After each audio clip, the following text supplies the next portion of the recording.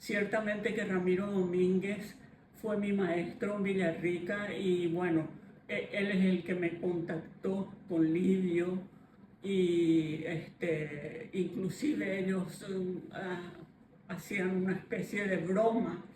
Le decía a Livio, te mandé a Teodora, porque según él yo tenía unas facciones muy parecidas a Teodora de Bizancio. Y entonces, bueno, era como un juego para ellos. Pero yo nunca creí toda esta experiencia así tan fantástica de tantos maestros, porque también tengo que hablar de João Rossi, por ejemplo, que también me enseñó muchísimo. Y entonces, no sé, tuve una suerte tan grande de compartir con tanta gente muy importante dentro de las artes visuales del Brasil. No puedo decirte ni cómo ocurrió, pero es así. Vivió en Villarrica, llevado por Ramiro Domínguez y Olga Blinder, que dieron un seminario en Villarrica. Y lo que son las cosas, cuando yo he visto que Livio Abramo tomaba un pedacito de madera y la tocaba así, como que la acariciaba, absolutamente fue una idea así loca. Yo lo primero que pensé, lo que hace este señor es lo que yo quiero hacer. No, ni sabía que hacía ese señor, pero son esas cosas así que te impactan en la vida y que uno toma una decisión que después a lo mejor cambió tu vida para siempre. Y bueno, Olga Blinder también dio en ese seminario una conferencia sobre el arte en la educación y los nuevos modelos que probablemente implementarían dentro del currículum escolar en el Paraguay. O sea que sí, fue una experiencia muy enriquecedora. Marcó mi vida porque yo, sin saber prácticamente, solo con ver sus manos y la forma que él acariciaba la madera, yo decidí que eso era lo que quería hacer. Comencé a trabajar en el grabado de una forma bastante intuitiva.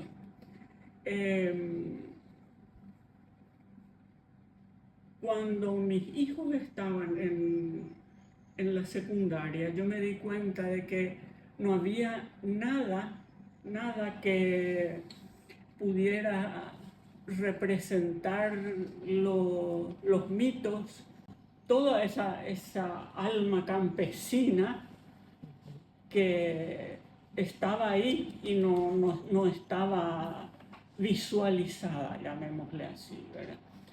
Entonces, como yo conocía una obra de Ramiro Domínguez que fue ilustrada por Lotte Schulz, que se llama Las cuatro fases del Luisón, entonces yo tomé ese libro y por esas cosas que pasan en la vida, fui tomando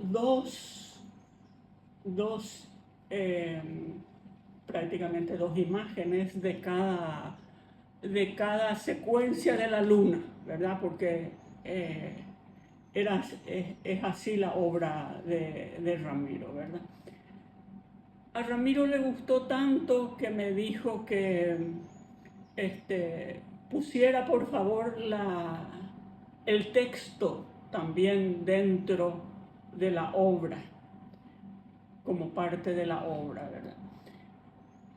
Fue un poco complicado para mí, pero lo hice. Y a partir de ahí yo empecé a trabajar en lo que podría decirte en imágenes, primero en series, ¿verdad? Una serie. Y en segundo lugar en imágenes secuenciales. ahí yo descubrí que una secuencia es muy importante para un grabador sobre todo. Que también descubrí que cuando una obra sale de esa secuencia, lo mismo por su propio peso expresivo, la imagen está ahí, es contundente, no cambia nada, digamos.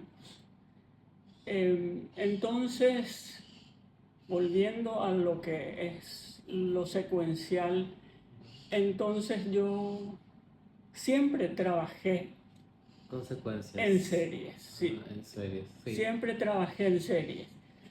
¿Por qué? Porque pienso que al trabajar en una serie, uno puede, y en eso te puedo contar de esta, que grabar es siempre una impresión. Mirando los pájaros, me di cuenta de que los pájaros tenían unas ciertas actitudes que también tenemos los humanos. Por ejemplo, que respetan al más grande, que hacen una cierta fila para comer, porque el más grande come primero, después vienen los otros, etc. Y entonces le dije a mi esposo, ¿te das cuenta que los pájaros hacen esto? Y él salió y me dijo, ay, Fabiola, dice, vos siempre con pajaritos en la azotea. Y entonces salió esta imagen que ves acá, ¿verdad? Para mí, todas las imágenes resultan en un juego. Y te puedo contar que, por ejemplo, lo que está referente aquí abajo es lo que está agrandado en una imagen. Es como un juego, lo mismo podés ver aquí, bueno, aquí se ve menos. Y entonces, ¿ves? Lo que está acá es lo que está agrandado. Ah, sí. Sí. Entonces, es un poco como un juego para mí. Y siempre yo tengo una especie de, no solo un sentido lúdico de mi trabajo, sino una especie de juego. Yo creo que toda mi obra es bastante autobiográfica. Algunas más, otras menos, pero todas tienen una referencia de lo mío. Yo no hablo de otras cosas que no sean que no te atraviesan. mi experiencia. Sí. Sí. Bueno, este premio para mí fue un regalo de Dios, porque que te premien los que trabajan en tu métier es muy importante. Y el premio de Jan Schisse es un premio concedido a ver, voy a decirte.